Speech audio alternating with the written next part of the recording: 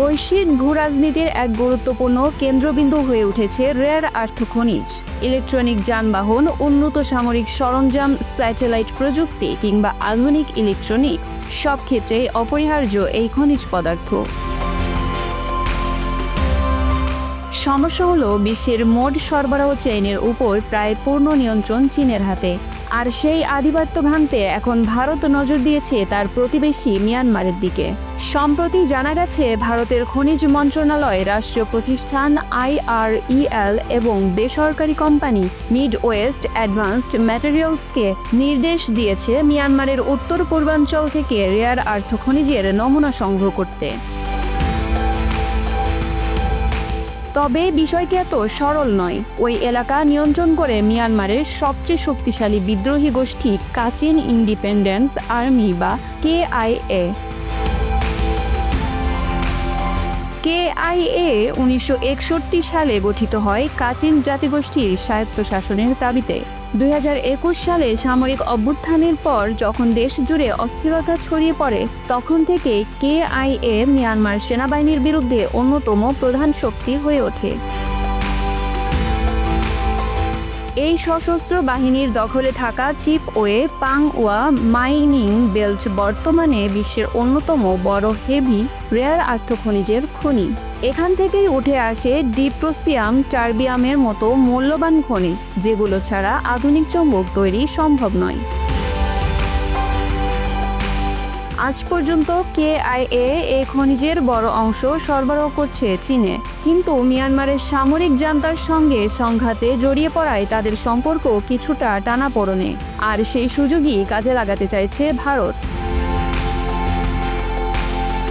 গত জুলাই মাসে এক অনলাইন বৈঠকে ভারতের পক্ষ থেকে KIA-কে সরাসরি প্রস্তাব দেওয়া হয় খনিজ নমুনা সংগ্রহ ও পরীক্ষার। ভারতের ইতিহাসে এটি একটি বিরল ঘটনা, যেখানে একটি রাষ্ট্র সরাসরি অরাষ্ট্রীয় সশস্ত্র গোষ্ঠীর সঙ্গে জড়িত হচ্ছে।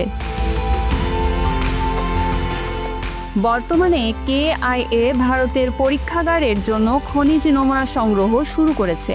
যদি নমুনায় যথেষ্ট পরিমাণে হেভি রেয়ার আর্থ পাওয়া যায়, তাহলে বড় আকারের সরবরাহ নিয়ে আলোচনাও হতে পারে। কিন্তু চ্যালেঞ্জ এখানেই শেষ নয়। খনিজ উত্তোলন করলেই হবে না, এগুলোকে প্রক্রিয়াজাত করার প্রযুক্তি মূলত চীনের হাতেই। ভারত এখনও শিল্প পর্যায়ের শোধনাগার ও কারখানায় পিছিয়ে আছে। এজন্য তারা জাপান ও দক্ষিণ কোরিয়ার সঙ্গে যৌথ উদ্যোগে প্রক্রিয়াজাতকরণ কারখানা গড়ার পরিকল্পনা করছে। 31 আগস্ট প্রধানমন্ত্রী নরেন্দ্র মোদী মিয়ানমারের সেনাপ্রধান মিন অং হ্লাইং এর সঙ্গে বৈঠকে রেয়ার আর্থ বিষয়টি উত্থাপন করেন, যদিও প্রকাশ্যে কোনো চুক্তি হয়নি। এদিকে দিল্লি জান্তার সঙ্গে কূটনৈতিক সম্পর্ক বজায় রাখতে চায়, অন্যদিকে আবার KIA-এর সঙ্গে যোগাযোগ বাড়াচ্ছে, যা এই অঞ্চলের জটিল কূটনীতিকে আরও স্পষ্ট করে। বিশেষজ্ঞদের মতে ভারত যদি খনিজ সংগ্রহ করতেও পারে, এগুলোকে ব্যবহারযোগ্য পণ্য বানাতে সময় লাগবে। আন্তর্জাতিক বাজারে প্রতিযোগিতা করার মতো পর্যায়ে পৌঁছাতে হলে আরও বড় বিনিয়োগ, প্রযুক্তি ও অবকাঠামো প্রয়োজন।